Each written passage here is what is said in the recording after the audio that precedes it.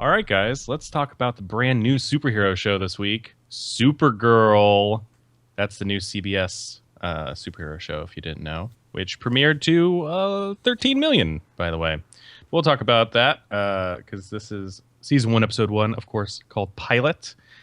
IMDb tells us that 24-year-old Kara Zor-El, cousin of Superman, who was taken in by the Danvers family when she was 12 after being sent away from Krypton, must team to embrace her powers before hiding them. This is a horribly written description. I have to say that first and foremost. Peter, what did you think about the writing of the show? Oh, straight in with the big question. Yeah, going deep with that one. Well, that's kind of the obvious. There's two main things here, which is, of course, adapting a comic book character. Yeah. So the writing kind of has to be there, and then on the flip side, you got to have the special effects, which we'll also talk about. But what did you think about the writing? It was, and this doesn't just apply to the writing, but the writing's obviously at the core of this. This is a very 90s TV show. Very 90s. Yeah. The way that introduces her and she gets into her work at the what's the name of the place? Not the Catco. It's Catco. What was it? No. Yeah, but the name of the the newspaper she's trying to save is the Tribune. The Tribune, right? There you go. She's going to her building and she's like getting coffee for her boss. She's talking to her. Everything about it felt very poppy in 90s. I don't necessarily think that's a bad thing though. I think that kind of fits for that character. At least the way they want to go with it. I'm fine with a fun and poppy TV show. So, but did it sell you on any of that stuff? Like, by the end of the episode, because, shows like iZombie or, we're not averse to those more, popcorn shows, basically, Oh, no, but did this sell you on, I could add this to my ever-growing list? Right, what sold me on the show? I like her. I like Melissa Benoist. In the role, right? I think she's likable. I think she's kind of charming, and I think the lighthearted tone works. What I don't think works is a lot of the other cast. A lot of the other characters, particularly her sister and the military stuff, hated that stuff. Oh yeah, and what was the name of the team? Like it was like it was some. It sounded so stupid when they explained it. It was like extra unusual. It was like, what are you talking? Did it have an acronym? That's the important. Yeah, question. It didn't spell anything. I don't think it was like the. It's not a very good acronym then. Yeah, it's just not very good. Anyway, so Connor, what did you think about this pilot? I enjoyed it. I mean, I don't think it was great. It wasn't great TV by any means, but I still kind of enjoyed watching it. I think it'll be a sort of guilty pleasure show, something that I know isn't good, and it's just probably not going to get that much better. Well, I hope it does get a bit better because I think it'll get a bit better and find its groove. The weird thing I'm comparing it to, and I guess because it's a 90s show and because it's Superman related, I am kind of comparing it to Lois and Clark in my head a lot. Yeah, which was a better show. Even just from the pilot, it was a better show. I thought the pilot of Lois and Clark was better, but if it finds its groove and it settles on what a lot of these side characters are, because right now, a lot of them aren't doing it for me. Oddly enough, the one that's worked for me the most probably was Jimmy Olsen, and he's not Jimmy Olsen, but as what he is, role. Yeah, it was good. Like I liked his presence on the show. I liked his role in the show. I just don't like that he's Jimmy Olsen. Like, exactly. Nothing about him screams Jimmy Olsen. The other guy, like the conspiracy guy, the nerdy one by comparison, could be Jimmy. Like, he's more Jimmy Olsen.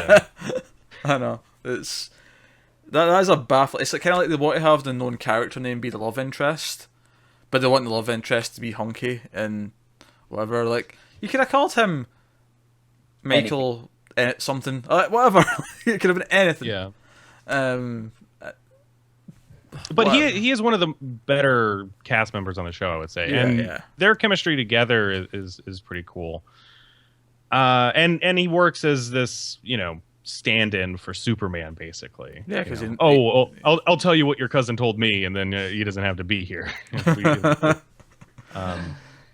What do you guys think of the other friend, the one that she tells and shows? Well, that was a really awkward moment where she was trying to tell him, and she was like, "Oh my God, you're a lesbian. It's fine. Everything makes sense. Like, that's why you're not into me." I was like, "Ugh, what is going on?" I feel like he's a character that might grow on me once they realise how to write him. Because right now he's like too far. Like, it's really cringeworthy at the minute. Yeah, right now he's just far too cringeworthy. Yeah, he's kind of like how I forget the character's name on the Flash. Cisco. But, yeah, Cisco. Like how he was at the beginning, but Cisco's grown on me as time has gone on. So I hope that this guy does too. He's just I didn't quite understand why she trusted him enough to tell her secret to. I think that's just the fact that we haven't seen it because it's the first episode, but they've been working together for a while. Maybe they're actually closer than we saw.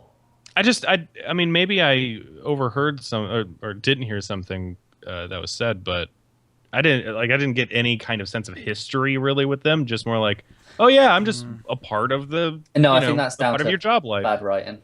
But they are. I think presumably they must have been closer than just what we saw. Otherwise, why would you tell him? Can I comment on the fact that we get like a sort of pseudo montage of like making a costume when she ends up settling on just the female version of Superman's outfit, and it's like you really had to figure that out. Like you could but it was a nice montage. Well, okay, it was a decent montage, but it has montages go. But it's funny though because I was compared to Lois and Clark, and one of the things I love about the pilot of Lois and Clark is the montage where he's like his mum's making all the outfits. It's like such a wacky version of the Superman like origin, and I guess it's because I saw it as a kid and it kind of I have nostalgia related to it. That montage did annoy me a little bit though, because that's the bit where it shoots. Sorry, it shoots. She goes and does the shooting thing. And then she comes back and the cape's all ripped through and she's like, oops. But then the rest of the outfit, we literally just watched it bounce off perfectly fine.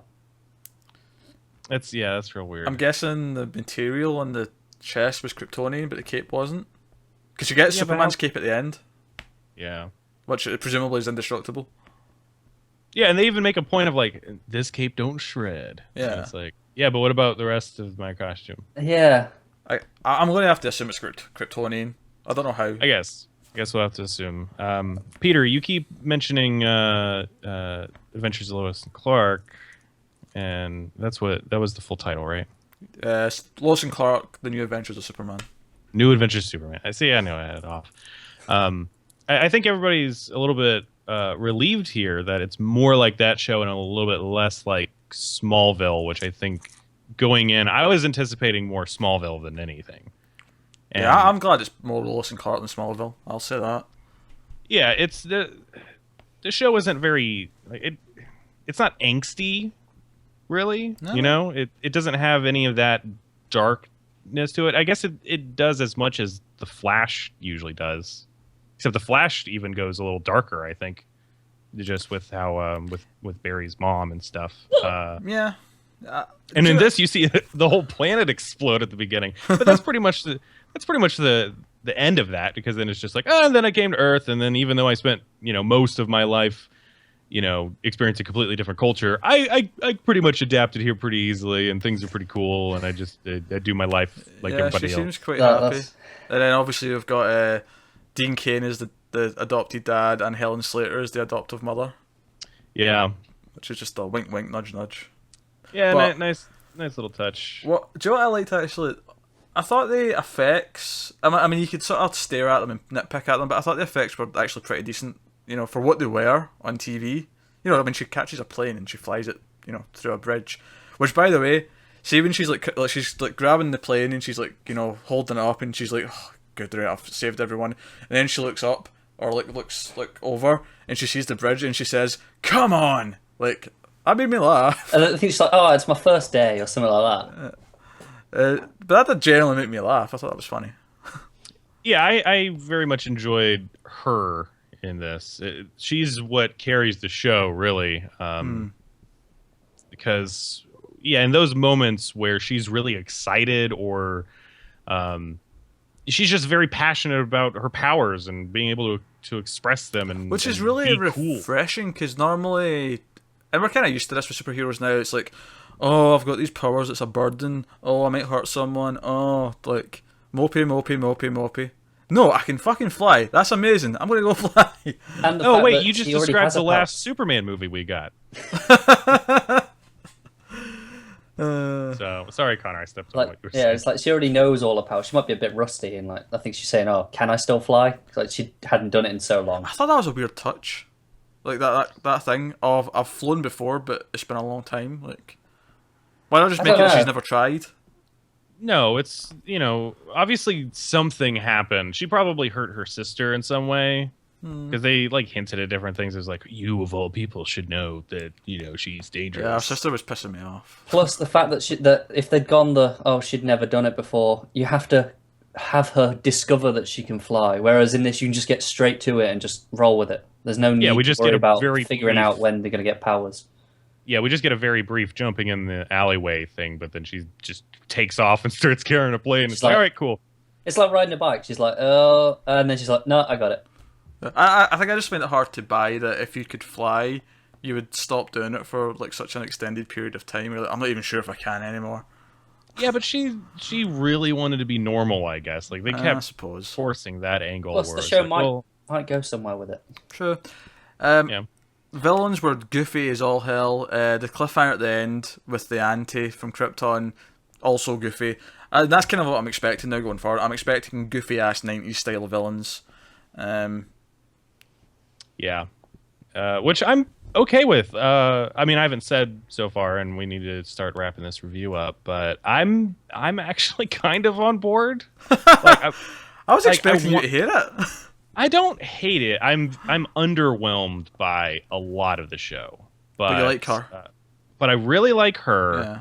I really like Jimmy Olsen, even though I don't like that he's Jimmy Olsen. But I like him. Like the pair of them are really good, and the effects were much better than a lot of people were saying whenever this first leaked, like during summer. I think maybe they worked on it more. Yeah, maybe. Since then, because a lot of people were giving it some shit online. But like, other than a couple of moments with what's his face at work and her boss that were a little cringy, Yeah, Cat Grant, yeah. they just weren't. Those parts were really not great, but they weren't so bad that I was like, Yeah. And then, I don't know. I thought like her ending speech where she's like flying through the city and she's like, "Oh, the world just doesn't have one hero now. It has me. It has Supergirl." Like, I thought that was a bit on the nose for a speech, Yeah. but it's like, you know what, kind of fits the cheesy tone. That's a pilot as well. You got to sell Yeah. it Yeah. to the. Yeah, it's a studio. CBS pilot more so. Yeah. You have to have the bits that they're going to cut out and put in like 10-second Yeah. ad Yeah. slots between You're right, you're right. CSI episodes. And they're going to be like, NCIS, CSI's over, isn't I it? do have one nitpick. oh, true. I have one nitpick, and this isn't really this isn't even against the show. This is just a personal thing for me about Superman mythology. But they call the language from Krypton Kryptonese, and that really, I hate that. Do you know what? Yeah. I thought that, and then I remembered I read. It is in the comics. It's not. It is in some of the yeah. comics. Yeah. Some of the comics call it Kryptonese as well, but I just don't like it. I prefer Kryptonian. Kryptonian's a Kryptonian language. sounds better. It does. Kryptonese sounds like some sort of weird, like, it's weird.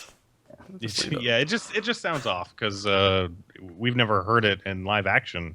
Yeah, I before. guess. Yeah. So, Yeah. or in any of the cartoons. It's just sometimes in the comics. So, but that's Supergirl, and I think we might actually talk about it next week. So stick around for that.